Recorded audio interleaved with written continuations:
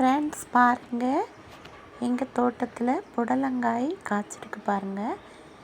எவ்வளோ பெரிய புடலங்காயாக இருக்குது, கொத்து கொத்தாக இருக்குது பாருங்கள்.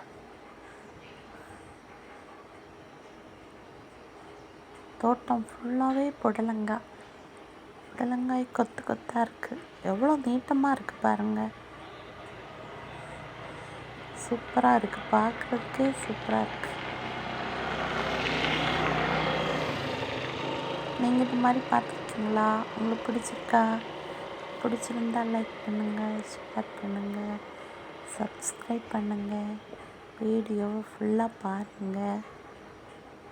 ஓகேயா? புடலங்காய் சாப்பிட்டா நல்லது, உடம்புக்கு ஆரோக்கியம் தரும், நல்ல நார் சத்து உள்ளது. சுகர் ப்ராப்ளம் உள்ளவர்களுக்கெல்லாம் இந்த புடலங்காய் நல்லது. அதில் அதிக நார் சத்து இருக்குன்னு சொல்லுவாங்க.